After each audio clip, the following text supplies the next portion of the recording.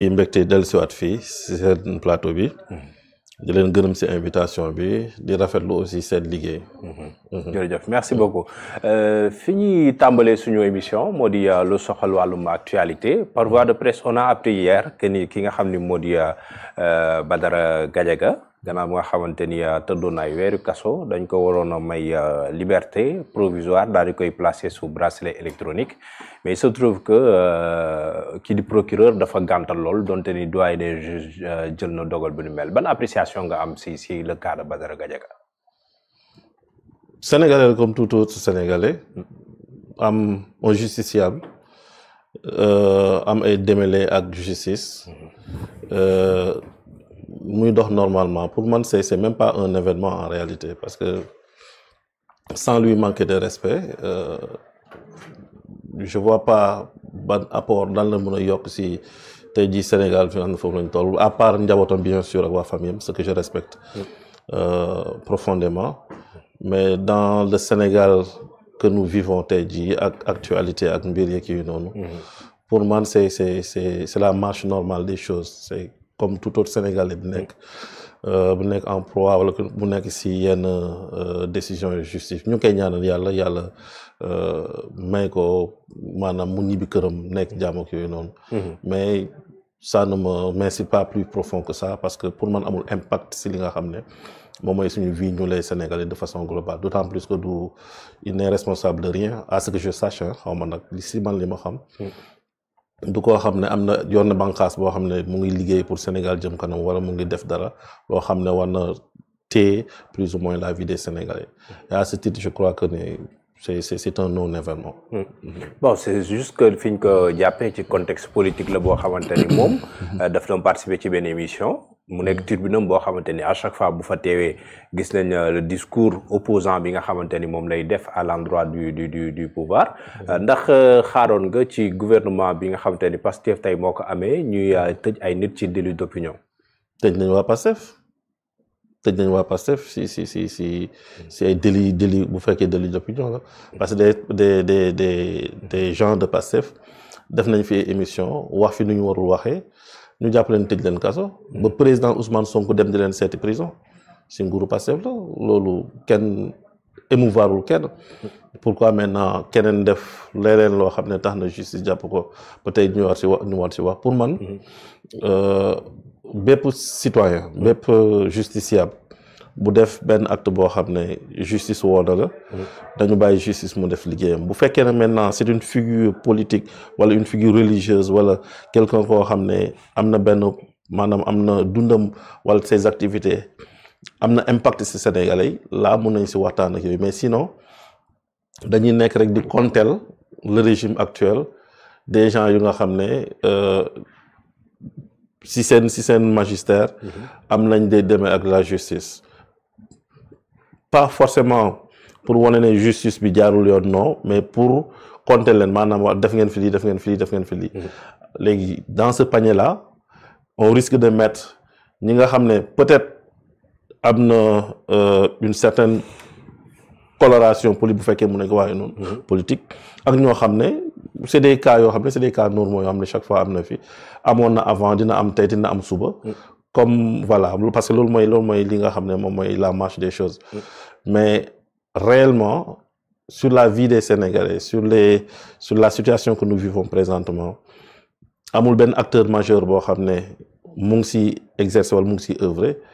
te ñu jàpp ko ci loo xam ne du yoon man de gisaguma ko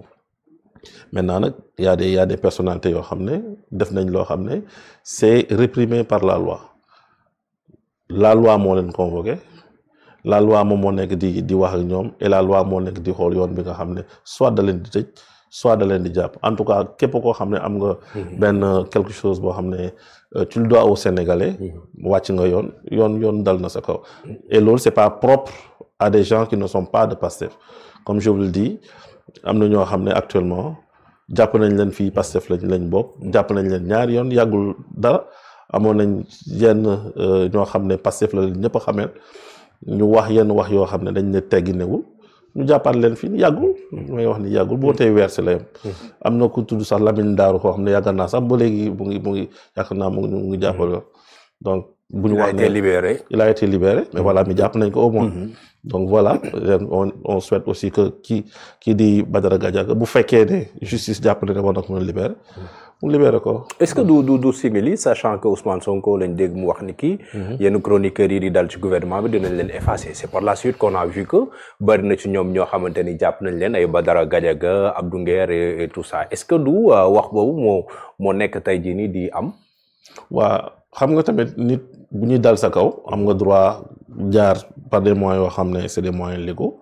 pour nga wax ni nañu cesser di ñu attaquer ça c'est un droit am nga droit. tànqamlu bu la neexee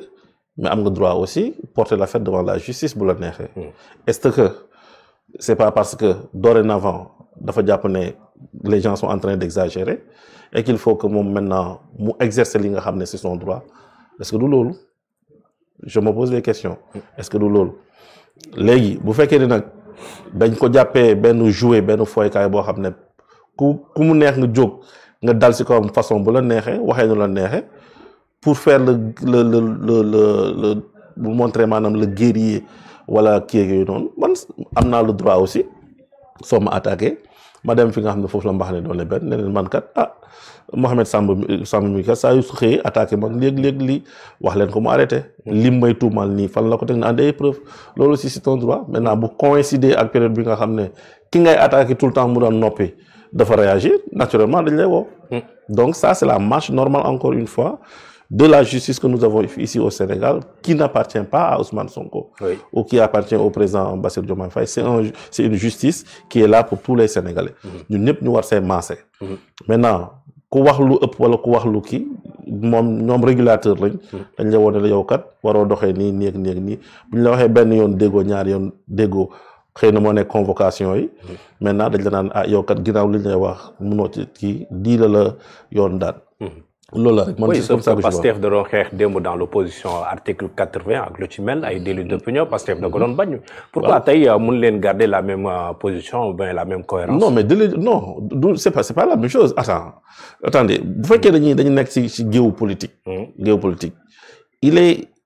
ku nekk am nga possibilité wax sa xalaat loolu c'est consacré par la loi loolu beneen affaire la. mais bu ñu demee ba yegg ci yenn niveau yi ci attaquer kilifa ak yooyu noonu. mais loolu du politique kese même